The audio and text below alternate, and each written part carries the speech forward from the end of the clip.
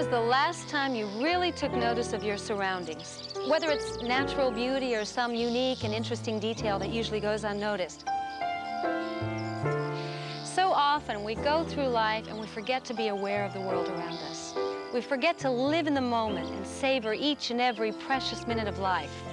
We forget how much we have to be grateful for. Why is it that it takes a terminal illness to get us to appreciate the gift of life? Why do we have to experience a near brush with death to enjoy the world around us or to express our love to those who are dear to us? Why do we have to feel the threat of our own mortality to start taking care of our bodies? Think about wellness, not only physical wellness, but emotional wellness. We don't hesitate to go to the doctor if we cut our finger or have a sore throat, yet we can be in severe emotional pain and never take the steps toward healing and emotional wellness. And we can't separate our physical and emotional well-being because the two are so closely intertwined. Did you know that when we fall in love, our immune system actually gets a boost? And people who are depressed are more likely to get sick than those who are not. So today I'll show you what's worked for me to stay emotionally and physically fit. I'll share my personal experiences, and I'm going to introduce you to some extraordinary professionals who'll focus on techniques for having inner peace and outer beauty and the importance of understanding the connection. First, we'll concentrate on our emotional health with psychiatrist Dr. David Viscott. With him, we'll learn how to overcome barriers from our past. And later, we'll meet with Dr. Barbara DeAngelis, who'll teach us how to really enjoy the present rather than simply buzzing through our days virtually unconscious. Then Dr. Roger Hirsch will show us how to keep our minds and our bodies in great shape with an ancient form of Chinese exercise based on the principles of Tai Chi.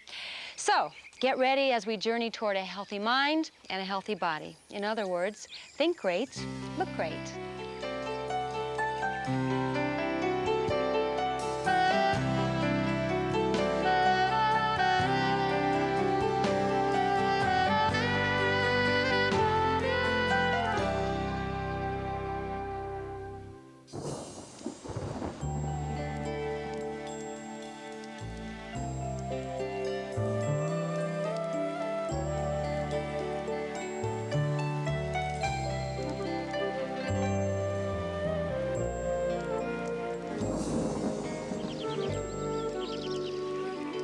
You know, rereading a kid's book is just one way you can enjoy a special moment.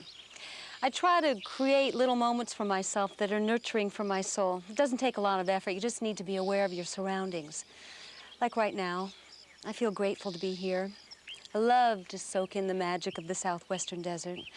I'm happy to be surrounded by all this beauty. I'm also grateful for my life.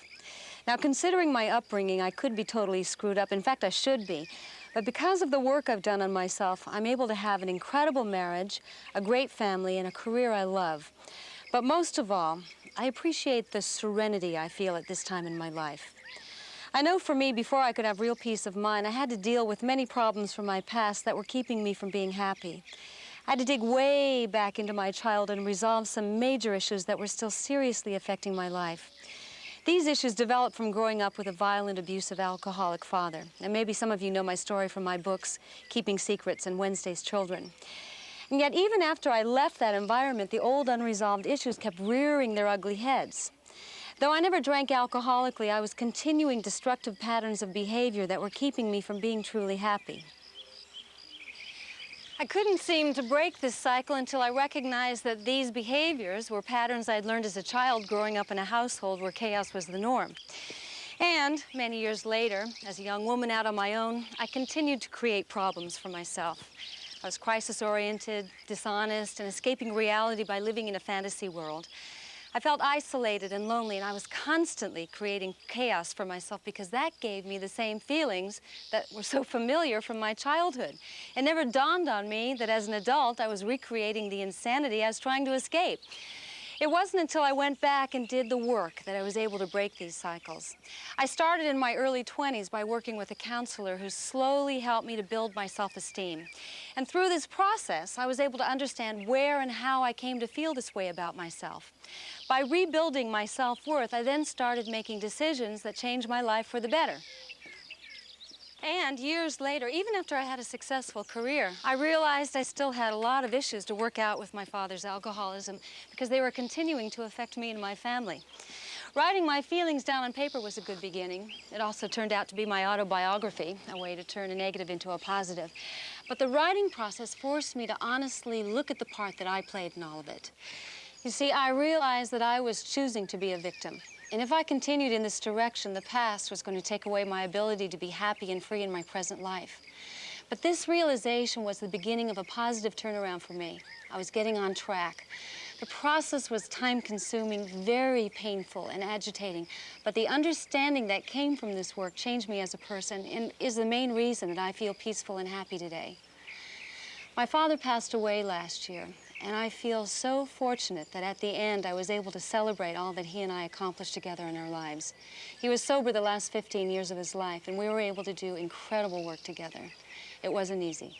We had to confront all the hurt, the anger, and the pain, but in doing this, we were able to get to the bottom of what happened, what it meant, and what it means today.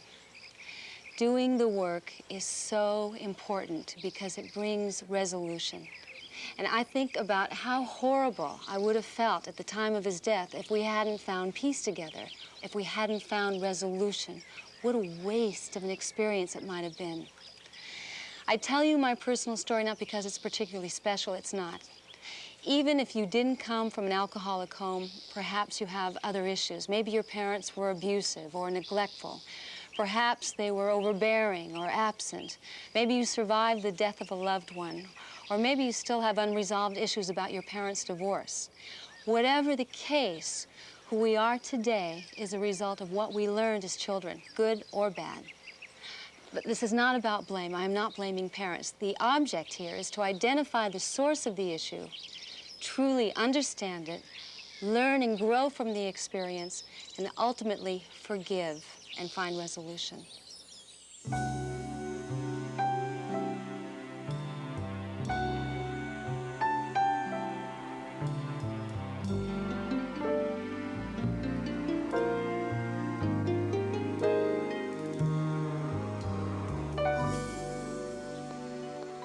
I've had many teachers in my life. All of them have helped me on my journey towards healing and resolution. In a moment, we will meet one of them, the extraordinary Dr. David Viscott. He's had years of experience, and his latest book, Emotionally Free, guides us through the process of digging into the past and resolving those issues that are creating barriers in our lives.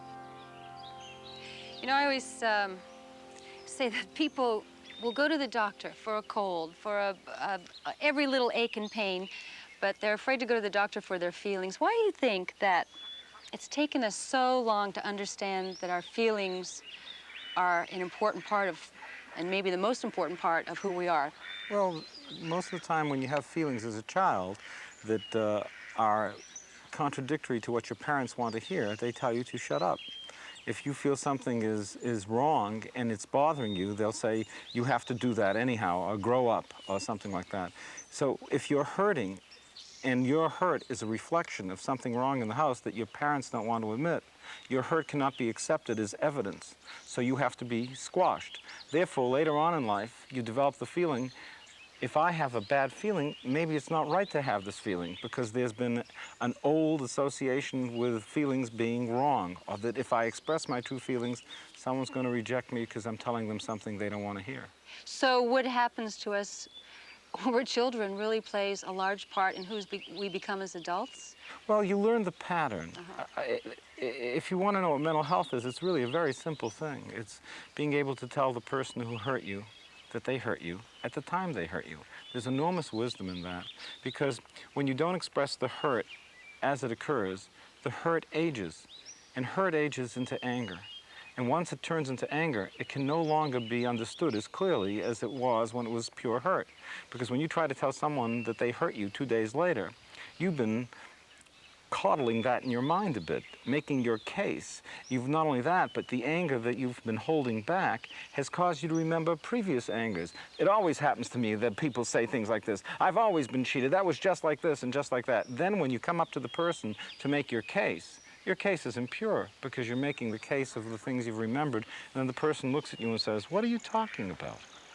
I remember one time my son said to, before my husband and I became what I think is emotionally healthy, he said, "Are you two going to fight about the almonds again?" Because we once had a huge fight over the amount of sliced almonds that I sauteed and put over the trout.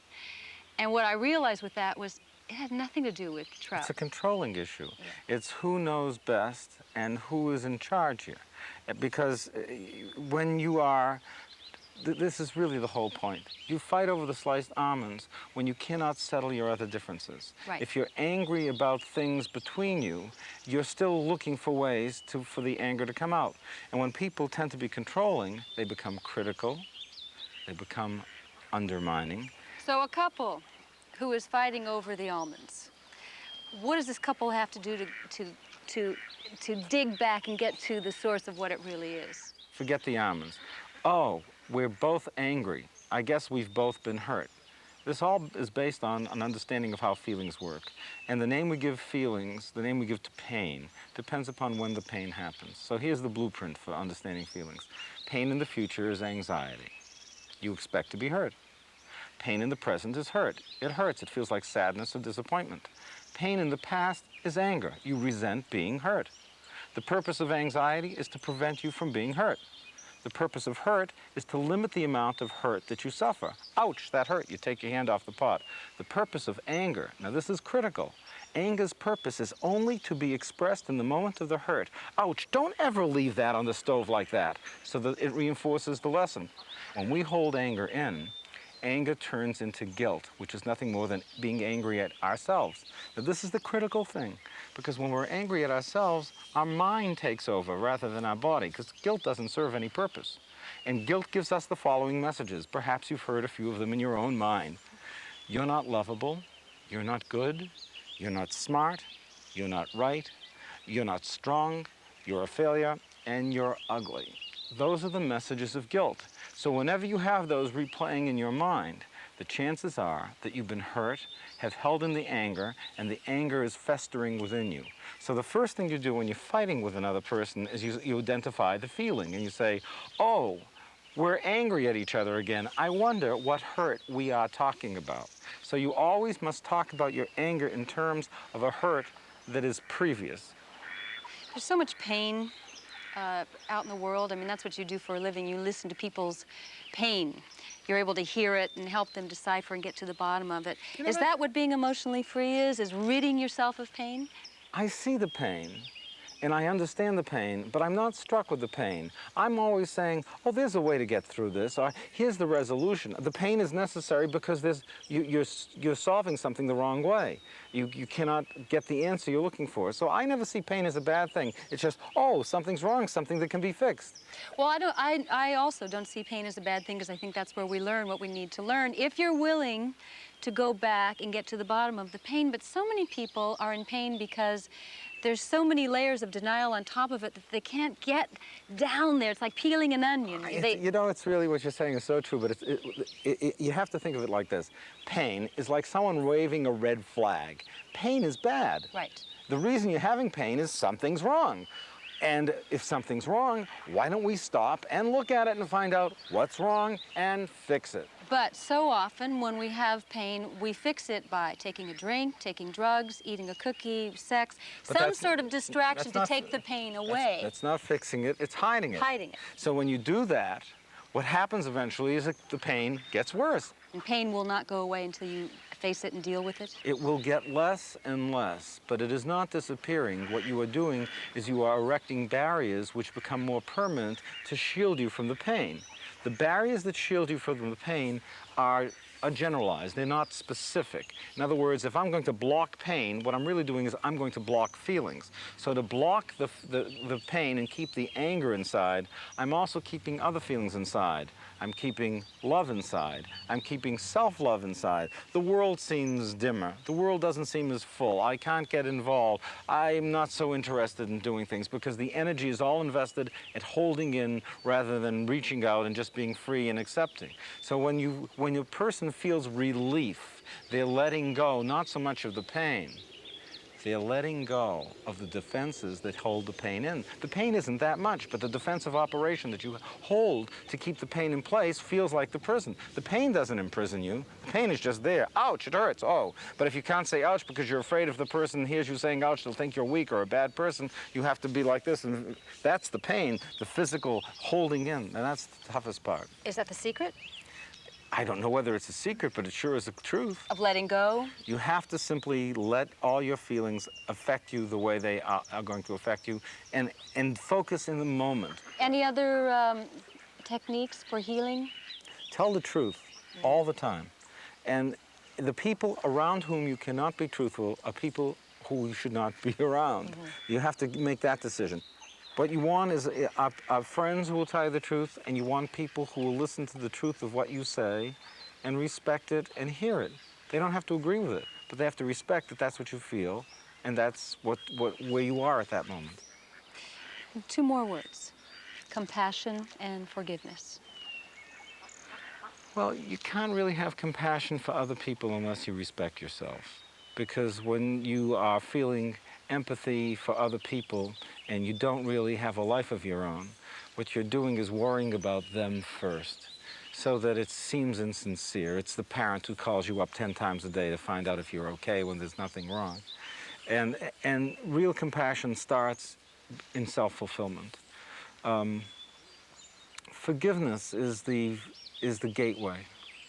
Because forgiveness is letting go of the hurt, and in some way, forgiveness is letting go of the past. Not to forget it, but to allow it to fall into its proper perspective. A person who has not forgiven is a person who cannot live life in the moment. A person who is not forgiven is still expecting people to make payments for the injuries they've suffered. A person who is not forgiven is not really alive because they're not really in the present, and they are still bearing a grudge.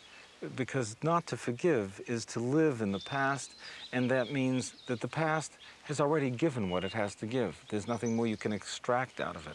So that living in the past keeps you from a sense of fulfillment that the moment grants, and the moment gives you wonderful things in the simplest ways. I mean, it's being present for this setting, for example, without expecting it to be anything more than it is. You know, when a person says, is the glass half full or half empty? Those are the wrong ways of looking at the glass. The glass merely has water in it.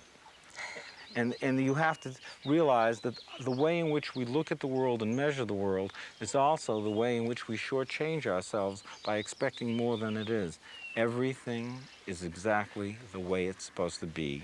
You are precisely at the point in your life where you were supposed to be. It took everything you ever did to get here. Take responsibility for all of that and move on. So would you finish the sentence for me? To be emotionally free, we need to... Tell the truth about your feelings. Believe in yourself. Find the thing you love in life and follow it. Life is not about suffering, it's about joy. If you're having suffering in your life, it's because you're not paying attention to some hurt. Find that hurt and resolve it. You resolve hurt by letting go of it and forgiving. You are your own gift. Accept that.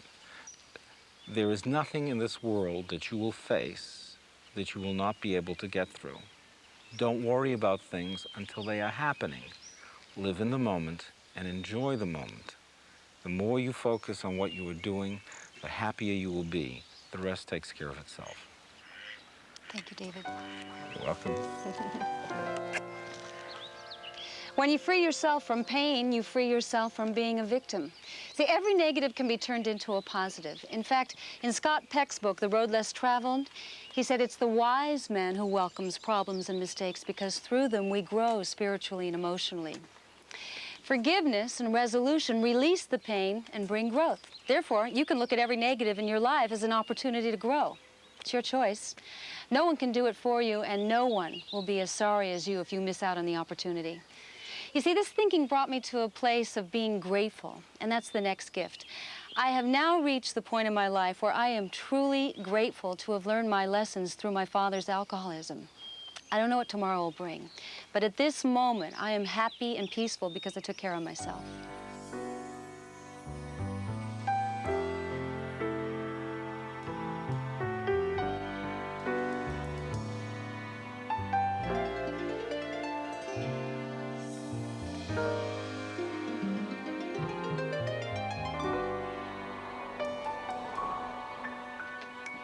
We've talked about healing wounds from our past.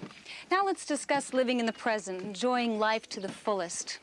We all live in the present, but are we really paying attention? Or are we distracted by thinking about yesterday or tomorrow? We need to retrain our minds and bodies to react to our surroundings as we did as children, when finding a ladybug was an event, or playing in the sand could entertain us for hours. As adults, we forget how to get pleasure from these little things. It's easy to let stress keep us from living our lives to the fullest. I try to live in the moment. That's not to say I succeed all the time, I don't. But I try to enjoy each moment by really soaking in my surroundings and not worry about what I have to do next. My day's more fulfilling if I pay attention to what's going on right now. For example, I love to sit here and watch the birds, and not just look at them while I'm thinking about something else like the groceries or catching up on my correspondence, but to really pay attention, like to the way they interact, the sound of their bird calls, the color of their feathers, how they struggle for the best perch on the bird feeder. Taking moments like this where I really pay attention to what's going on around me helps me stay grounded, even if it's just for a minute or two.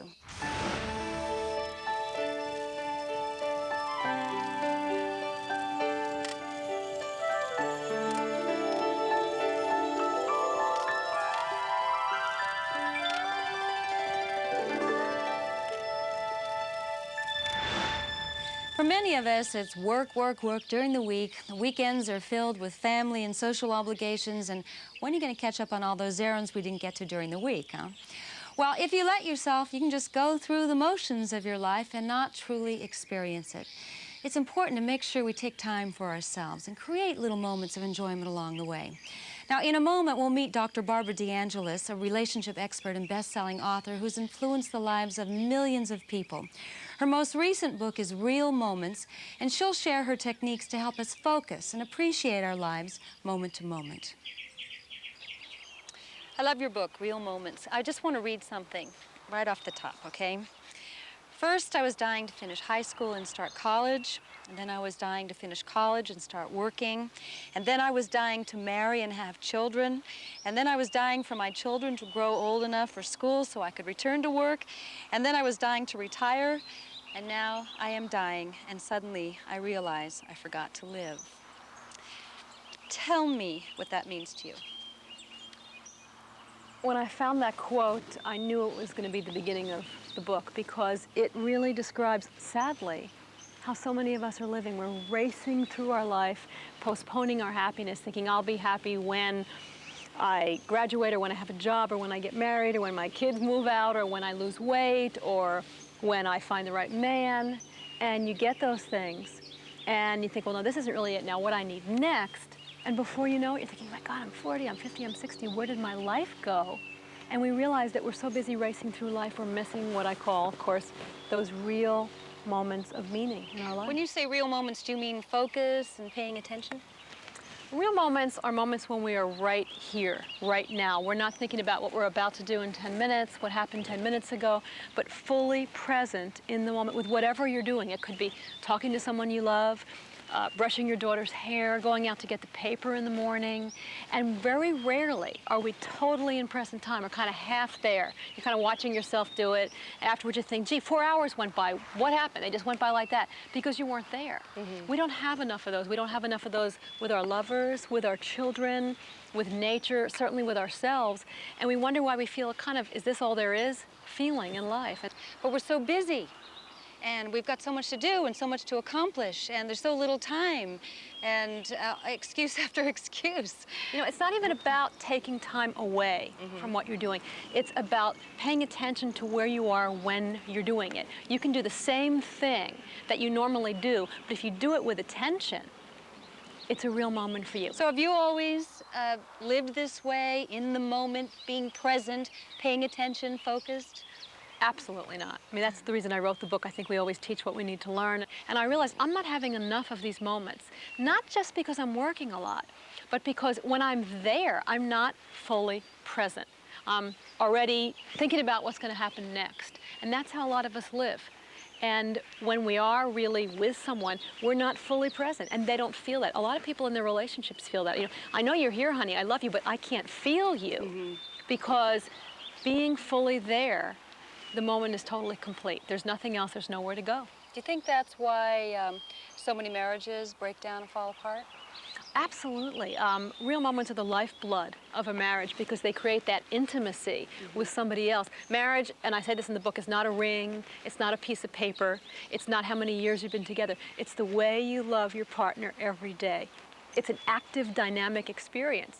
Like what little things would one do in a relationship to be present and be focused and really, really feel one another's presence? Do you know how rarely a couple in love just sits and looks at each other?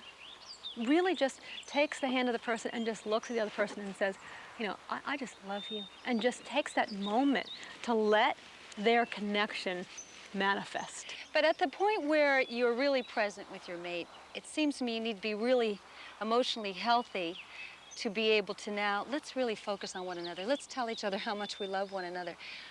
Don't we have to do all the work beforehand and get in touch with where it started? You know, life is a full-time job, and growing is a full-time job, as you know, as I know. The reward of it, though, is experience, love, magical moments that fill your life with way more meaning than anything else you could be doing with your time. A lot of people don't see that, though.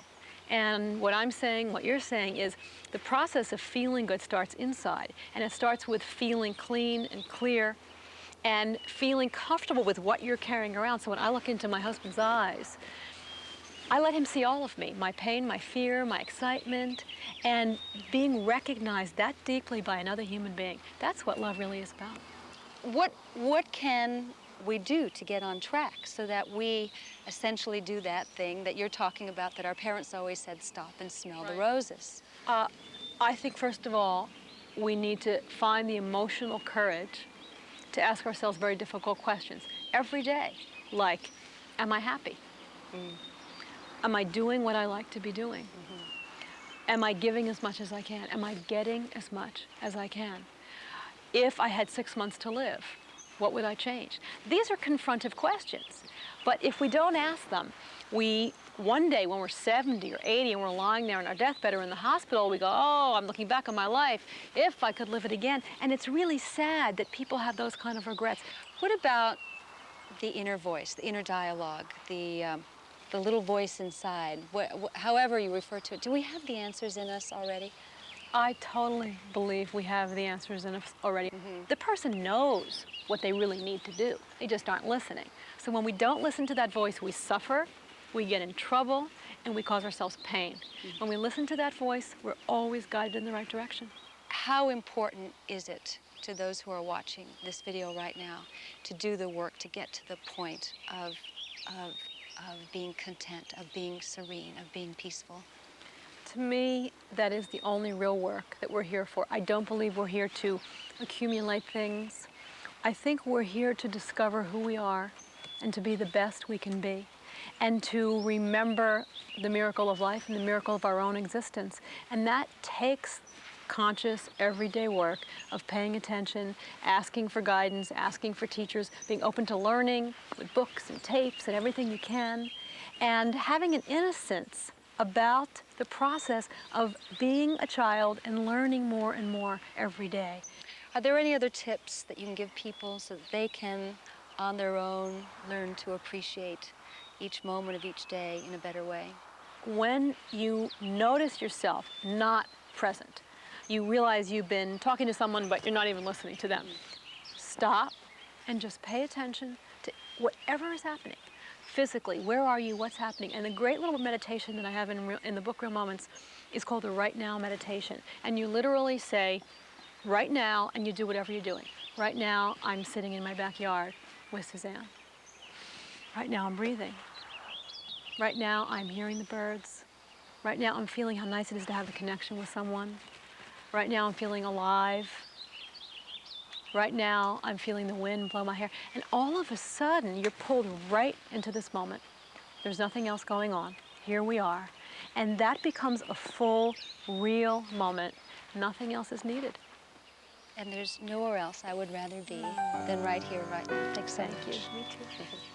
So whether you're driving, cooking, eating, working, people watching, taking a walk, making love, or doing nothing at all, try to pay attention. Live in the moment. You'll be amazed at the little wonders all around you that you've never noticed before.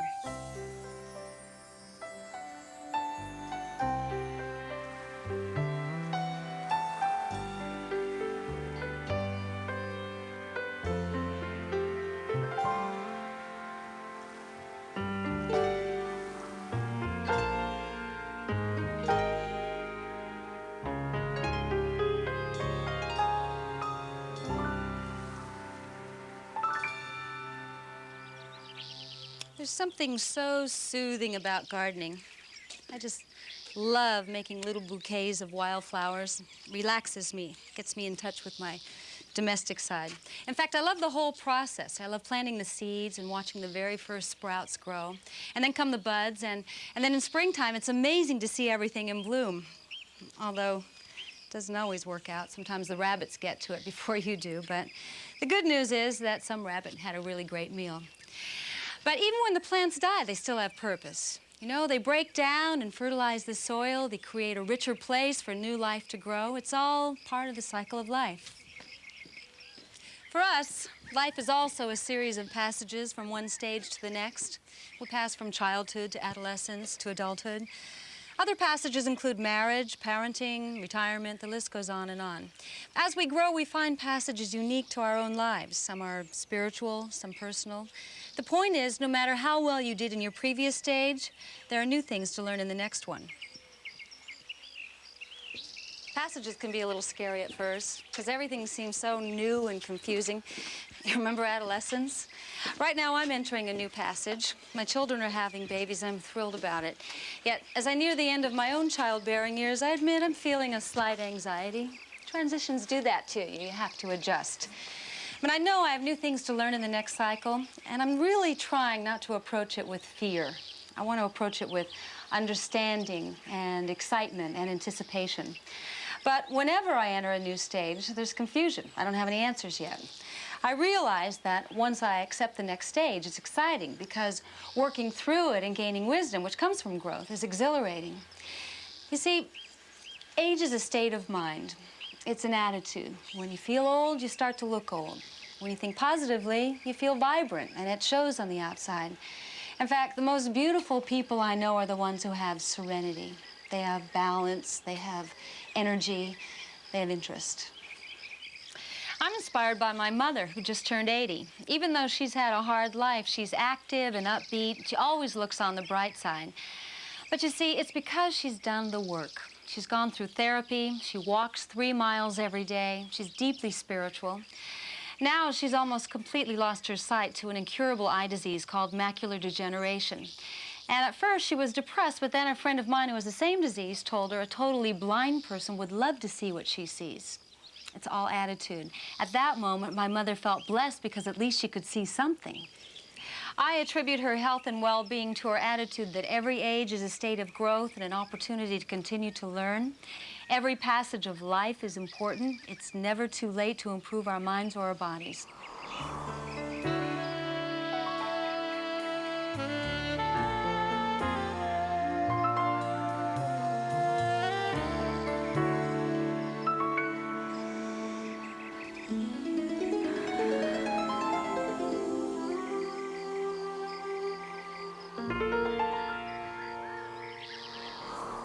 Recently, I've become interested in Tai Chi. It's an ancient form of Chinese exercise which is great for all ages. I'm just learning the many incredible mental and physical benefits, and I'd like to introduce you to some of the basic principles.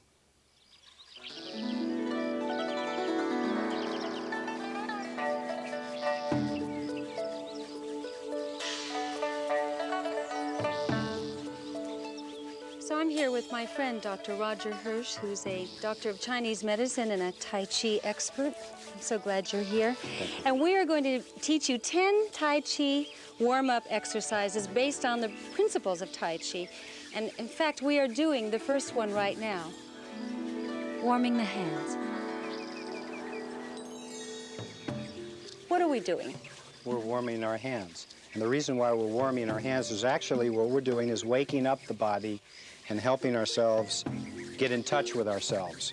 And Because, what does the front of the hand and the inside of the hand signify in? well, the palm of the hand is actually the front of the body, and the back of the hand is the back of the body. So what you're actually doing is you're making contact with the whole front of your body and the back of your body if you want to massage them.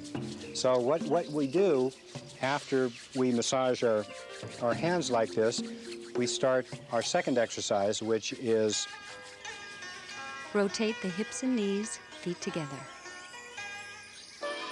place hands at the kidneys, which is underneath the rib cage in the back, and we want to move and loosen the waist. Okay. By loosening the waist, I mean we rotate in a circle. Feet are together. Good. Now, my body should be perfectly straight. Well, your body should, the big part of the circle should be at your waist. You want to really stretch and loosen the waist. You don't get enough of this kind of movement in daily life. So we do 9 times in one direction, and then we'll do 9 times in the other direction. Okay. What's interesting about it is I feel it working the waist, but also I know that this is about moving the inner organs, isn't it? Exactly, because we're moving the kidneys, we're moving the intestines, and all these functions have both physiological and psychological correspondences. And this is good for hormonal imbalance also, this thing that we call PMS. PMS, yes. It is very good for PMS. And the reason it's good for PMS is because it helps the flow of blood in the pelvic cavity. And usually when there's stuck blood or endometriosis, there isn't flow of blood in the pelvic cavity.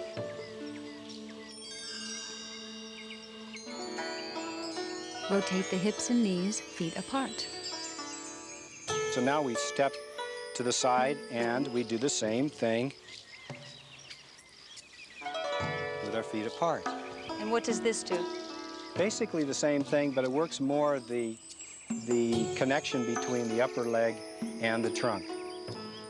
So we want to just gently loosen the body. We want to awaken our body for Tai Chi practice. I feel that this is moving the hips more than the first version, so is this also good for our motions, did you say? Absolutely. The motions are in the hips. And you mentioned earlier when we were doing this before that this is good for men's sexual vigor, isn't it? Absolutely. Why is that? For the same reason it's good for PMS. It gets rid of the stuck blood and moves the blood in the pelvic cavity. Okay, well those are good reasons for doing that right there, and you get a nice thin waist while doing it. Rotate the heavenly axis. This is how you do this one. And you basically just relax. And you sort of hit yourself when you do this, Yeah, what correct? you're doing is you're stimulating the body. You're putting energy or chi into the body. Feels So like you- it's twisting the spine. Exactly. That's what it's doing. It's twisting the spine, relax the shoulders. It's twisting the spine and allowing this movement to innervate and gently exercise. And all the organs and the meridians are getting massaged internally, correct? Exactly.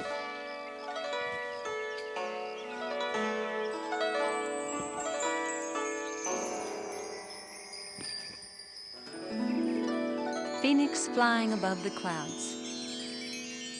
This exercise is called Phoenix Flying High Above the Clouds. I like this one. And this is where you pretend that you're this great bird.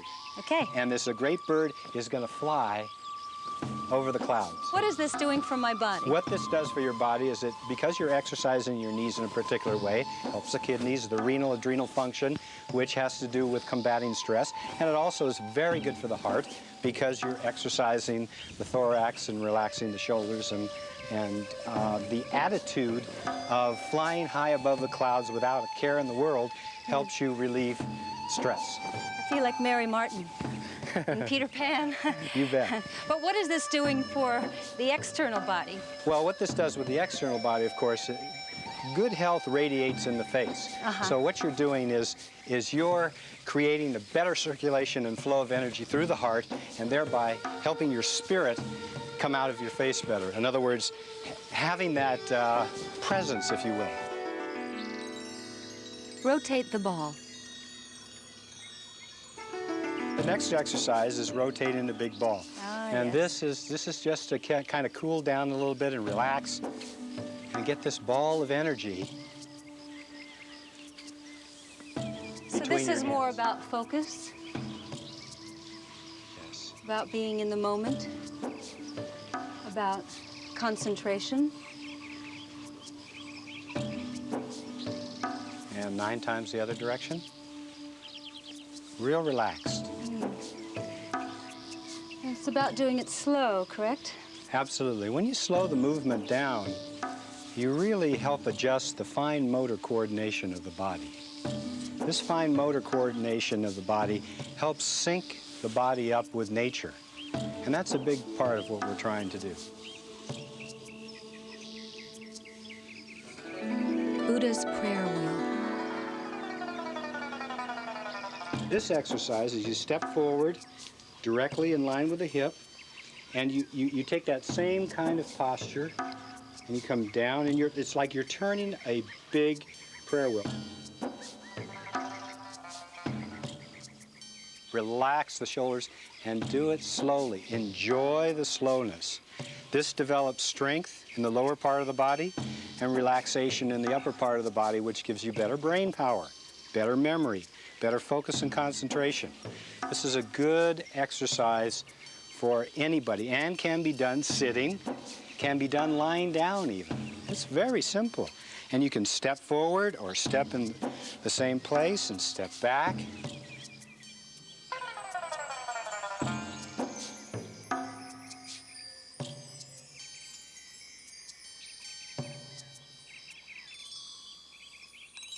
Lion playing with ball.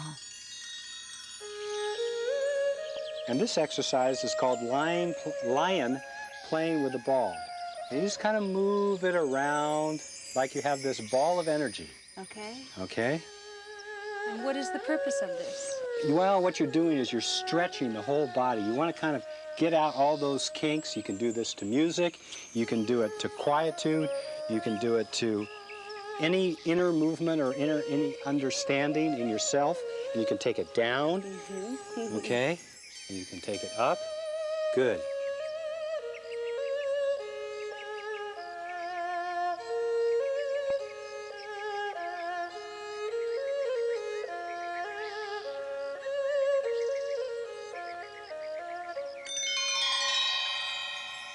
Swing the arms 1,000 times. The name of this exercise is swing the arms 1,000 times. So that's what I like about these exercises. They get to the point, don't they? Yeah, well, yeah, no pun intended. Now, is that the point, to do this 1,000 times? Well, if you want, I mean. How long would that take?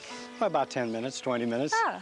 It's And not, what it's does not, this do? What this is great for the shoulders. This is great for just opening up the wings of the body. You see, the wings are the inspiration, the creativity. Is You're also going up on your toes. A yeah. little You can bit go on up the on your back. toes if you want. This is very calming, and it's good for the lungs and the intestines because the lung meridian goes over this area. It's good for what we call 50-year-old shoulder, which is. I wouldn't know that. No, but it's because men usually get it. Women don't get it. It also tonifies the immune system. That's right. You can do this to help prevent colds and flus. You can also do this to strengthen your immune system, especially if you're out, you know, in the early morning at sunrise or sunset doing this when the air is good. The cosmic stance. The reason why it's called the cosmic stance is because or the Tai Chi pole exercise, is because you stand as if you were a pole. And what you do is you put either foot out and your hands right out from the center of your chest. Yes. Relax the shoulders, tip of the tongue to the roof of the mouth. Base of the spine drawn to the center of the earth. Breathing naturally. You imagine a pole of energy that we're grabbing It's onto? like your arms are circling around this great pole or a tree.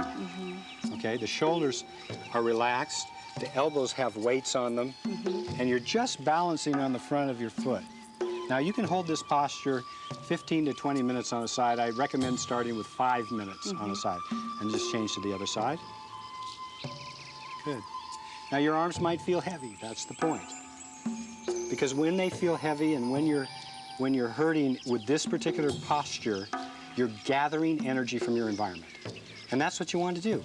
You want to live in harmony with nature. Do you feel anything in your hands Yes, now? I feel it tingling a lot. And I do feel it actually all over my body. Yeah. Now you can take that tingling in your hands, and if you have a sore knee or a headache or a sore jaw or a pain or an ache or an arthritic joint, you can put your hand on that area with this energy. Well, I thank you very much, Roger. You're welcome. These are a wonderful warm-up, and I hope all of you enjoy these and get the maximum benefit and focus and really enjoy the moments when you're doing this.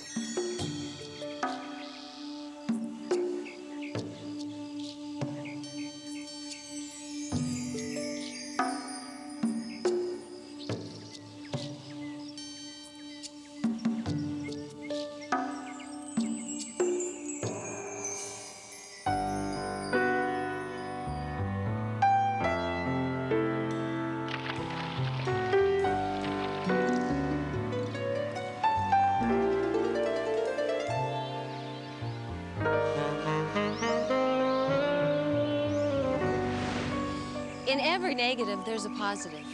Find it. There's a theory that we choose everything that happens to us so that we can learn, and that every event in our life is something we've chosen. Each and every one of us at some point will be thrown a curve. We all will be. It's up to each one of us to look at our own situation and either choose to be a victim and say, why is this happening to me? Or how can I grow? How can I learn from this?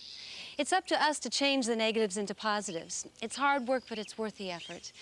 Take a moment and really pay attention to what's going on. Study your surroundings. Breathe deeply. Listen. Observe. You'll find yourself truly experiencing the moment.